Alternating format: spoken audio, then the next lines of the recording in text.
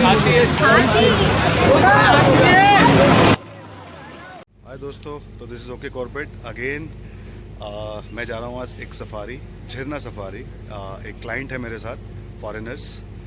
तो उनके सामने मैं कैमरा ऐसे वीडियो नहीं बना पाऊँगा, ना नरेशन कर पाऊँगा, लेकिन कुछ कुछ शॉट ऑन द वे लेते रहूँगा और एट लास्ट आपको कंपोजिंग करके, एडिट करके, वॉइस ओवर सब जो भी करना होगा मिल जाएगा। लेकिन सफ़र बहुत सुहाना और बहुत अच्छा होने वाला है। साइटिंग झरना में बहुत हो रही है आजकल। आज ही सुबह जो है ढेला में बैर भी दिखा है, स्लॉथ बैर। तो ऑन द वे हम ढेला भी क्रॉस करेंगे। तो देखते हैं जर्नी कैसी रहेगी। बने रहिएगा जर्नी के साथ। कमिंग अप नेक्स्ट,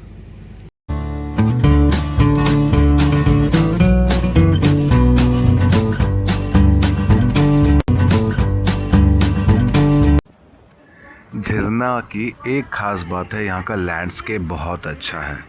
और झरना में आजकल एलिफेंट साइटिंग बहुत हो रही है। हमें भी बस एंटर होते ही खारा गेट से जैसे ही अंदर गए ही थे तो एक हाथी का पूरा झुंड दिखाई दिया और लगभग पूरी सफारी में बहुत एलिफेंट दिखे। तो झरना जोन के कुछ खासियत मैं आपको बता देता हूँ। झरना और ढिकाला ये दो जोन हैं जो एक ही गेट से आप एंटर करते हैं। फर्स्ट हाफ है ढेला और सेकंड हाफ है झरना।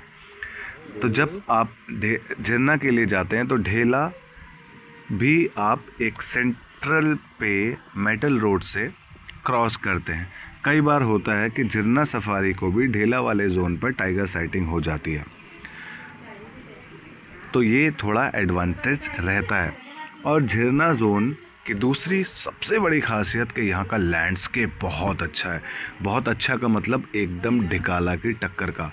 बस रामगंगा नदी के अलावा यहाँ पर वो सब कुछ है जो ढिकाला में है, छोटी मात्रा में। ग्रासलैंड्स भी हैं, वाटर बॉडीज़ भी हैं और घना मिक्स और साल फॉरेस्ट दोनों हैं, जिसकी वजह से यहाँ पर साइटिंग्स बहुत अच्छी हो जाती हैं। और इस सफारी में एक नई चीज़ देखी, ये लंगूर का बच्चा मरा हुआ टंगा हुआ था। कुछ लोगों का कहना था ये लेपर्ड ने मारा होगा, लेकिन मुझे लगता है लेपर्ड इतनी पतली ब्रांच पर जाकर इसको नहीं हैंग कर सकता। ये किसी ईगल का काम हो सकता है। एक गाइड ने तो ये तक कह दिया था कि ये हार्ट अटैक से मर गया। खैर, इसमें कितनी सच्चाई है, आपको क्या लगता है कमेंट में ज़रूर बताइएगा। तभी मेरे गेस्ट को डियर का वीडियो लेना था और उन्होंने मुझसे कहा कि यहाँ गाड़ी रोक दीजिए। हमने गाड़ी रोकी, लेकिन यहाँ पे भी एक ख़ास बात थी कि बंदर मतलब रिसस मैकैक और हिरन मतलब चीतल या स्पॉटेड डियर आप कह सकते हैं, और तराई ग्रे लंगूर एक साथ एक जगह पर अपना फूड एंजॉय कर रहे थे। ये लंगूर काफ़ी जल्दी में लग रहा था। दोस्तों, ऐसा भी कहा जाता है कि लंगूर बंदर की डियर के साथ अच्छी दोस्ती होती है। तो मेरा मानना है ये एक अच्छा कोऑर्डिनेशन है जंगल के नियम अनुसार। इसको मैं दोस्ती नाम तो नहीं दे सकता। खैर, धीरे धीरे हम लोग कैंपस में पहुंच गए।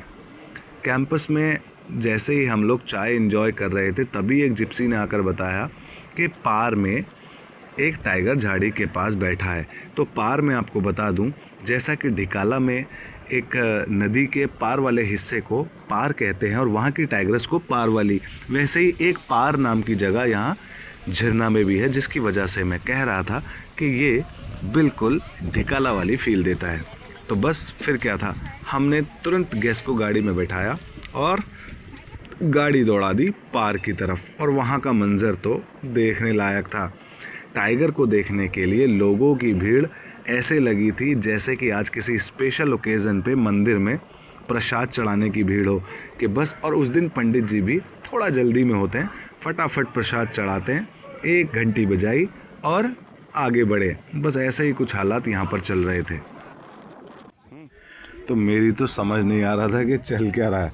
तो आप अभी ध्यान से देखिएगा कि आगे ये जो गाड़ी है, 2-3 गाड़ी आगे, ये लोग जो अभी अभी खड़े हुए हैं, इनको टाइगर दिखना स्टार्ट हो गया और इनके कैमरे बाहर निकल गए हैं। तो बड़े बड़े टैलेंटेड लोग भी मैंने यहाँ देखे।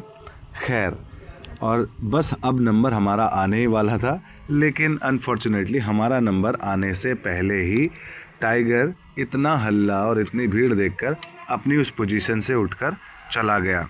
और हमारी गाड़ी की तरफ आया, लेकिन बहुत अंदर झाड़ियों की तरफ से हमें बिल्कुल दिखाई नहीं दिया। तभी मोमेंट कुछ ऐसा बना कि हम थे लास्ट और अब टाइगर पीछे आ गया और अब हम हो गए सबसे पहले।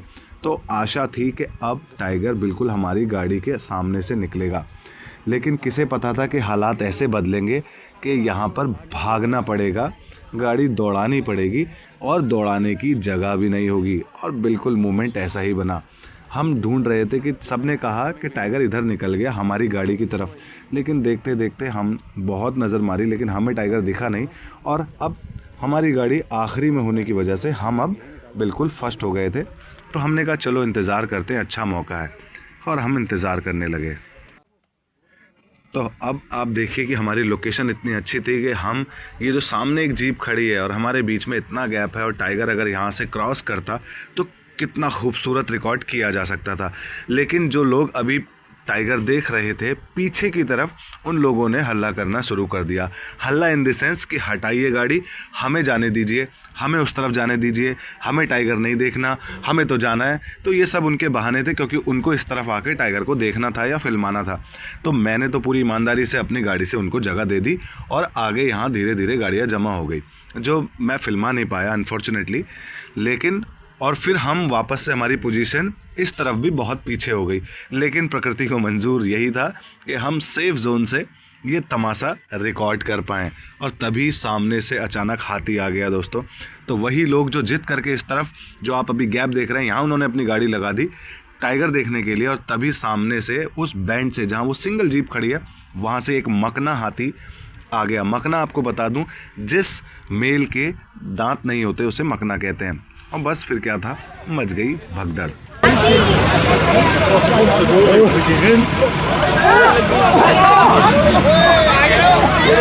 चलो भाई जीत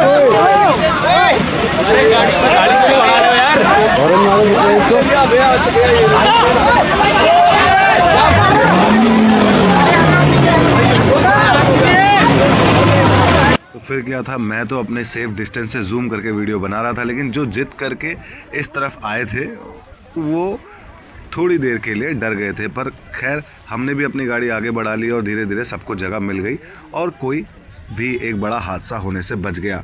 तो यहाँ पर आप मुझे कमेंट करके बताइएगा कि गलती किसकी थी। जो लोग हल्ला मचाकर जगह टाइगर को देखने के लिए जिद करके किसी सही पोजीशन में जाने की कोशिश कर रहे थे, या इस जानवर की, हाथी की, या यहाँ के बनाए हुए रास्तों की जिनमें गाड़ी खड़े होने के लिए भी जगह नहीं है, या फिर दो गाड़ियाँ पास नहीं हो सकती, इस तरह की। तो खैर बहुत अच्छा मंजर था। मेरे गेस्ट को वैसे भी बहुत ज़्यादा टाइगर देखने का कुछ नहीं था, वो एक बर्ड वॉचर्स थे और वो बस उनका फोकस बर्डिंग में था। तो हम बर्डिंग करते हुए धीरे धीरे वापसी की तरफ आए और टाइगर की ना हम लोग ज़्यादा बात कर रहे थे, लेकिन एलिफेंट का ये मूवमेंट देखकर मेरे गेस्ट बहुत हंसे, क्योंकि ये थोड़ा सा सेफ जोन से हमको थोड़ा फ़नी भी लग रहा था। खैर, तो दोस्तों इस वीडियो के माध्यम से एक चीज़ मैं और कहना चाहूँगा, अभी अचानक मुझे याद आ गई। जिम कॉर्बेट के जंगलों के नियम अनुसार जंगल अंदर बहुत क्लीन है, आपको कोई भी पॉलीथीन या कचरा जंगल में नहीं दिखाई देता। लेकिन आप लोग अगर जिम कॉर्बेट घूमने के लिए आ रहे हैं तो आप जिस तरह जंगल में कड़े नियम अनुसार आप जंगल को स्वच्छ रखने में अपना योगदान देते हैं, उसी प्रकार जोन्स के बाहर जो जिम कॉर्बेट नेशनल पार्क का बाहर का बफर जोन है, या फिर सड़कें हैं, या आपके होटल के आसपास का एरिया जहाँ आप घूमते हैं वहाँ थोड़ा लिटरिंग का ध्यान रखिएगा। आप इधर उधर कचरा ना फेंकें, क्योंकि ये जो लोकल में आपको कचरा मिलता है किसी भी टूरिज़्म जोन में, ये लगभग किसी न किसी गेस्ट का और किसी यात्री का ही होता है। लोकल लोग ऐसा बहुत कम करते हैं, क्योंकि उन लोगों के पास कहीं पे भी नेचर में जाकर कूड़ा फेंकने का समय नहीं है लोकल्स के पास। ऐसा नहीं है कि लोकल्स बिल्कुल नहीं करते, कुछ %, लेकिन ज़्यादातर कचरा बाहर से आने वाले गेस्ट ही करते हैं। तो इस बात का विशेष ध्यान रखें। कई बार मैंने ऐसा देखा है कि मेरे आगे एक बहुत अच्छी महंगी करोड़ों की गाड़ी चल रही है और उस पर से एक कांच की बियर की बोतल खिड़की से बाहर निकलती है और छन्न से फूट जाती है और गाड़ी आगे निकल जाती है। तो बहुत बड़े पढ़े लिखे लोग भी ऐसा आज भी करते हैं। ये किसी मैं मूवी की बात नहीं कर रहा हूँ, आंखों देखा हाल बता रहा हूँ। और कभी हो पाया तो बहुत जल्द ऐसी कोई चीज़ भी फिल्मा कर आपको सबूत के साथ दिखा दूंगा। चलिए, तो सफ़र बहुत सुंदर था। ढिकाला का लैंडस्केप आप देख लीजिए, एक बार आप आ जाएंगे तो पागल हो जाएंगे। तो झरना आप ज़रूर घूमें, कॉर्बेट आएँ तो। और इस बीच तो आप अब ये पूरा समर सीज़न आ गया है, झरना बुक करें, आपको एलिफेंट साइटिंग और टाइगर साइटिंग तो होने ही वाली है।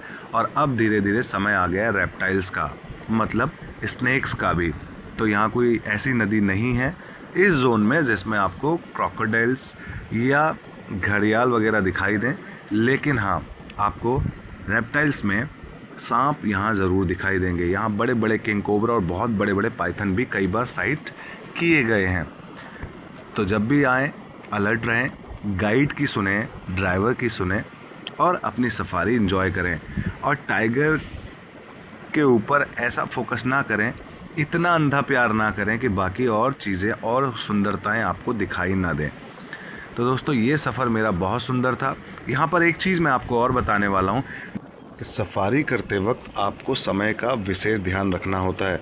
अभी जहां हमने एलिफेंट का मूक चार्ज रिकॉर्ड किया, वो जगह एंट्री गेट से करीब 1 घंटा दूर थी और हमारे पास भी केवल 1 ही घंटा बचा था। तो हमें अब केवल कंटिन्यू ड्राइव करना था गेट तक। रास्ते में अब टाइगर की साइटिंग हो रही हो, कोई बर्ड दिख रही हो, कुछ भी हो, जो भी देखना था बस चलते चलते। गाड़ी रोकने का समय नहीं था क्योंकि उस पार की दूरी गेट से करीब 1 घंटे का है। तो यहाँ पर रिस्ट्रिक्शंस है गाड़ी की स्पीड पर भी और टाइमिंग पर भी। तो वीडियो कैसा लगा मुझे कमेंट करके बताइएगा और चैनल को कर लीजिएगा सब्सक्राइब। फिर मिलूँगा किसी और वीडियो में, तब तक के लिए स्वस्थ रहें और मस्त रहें।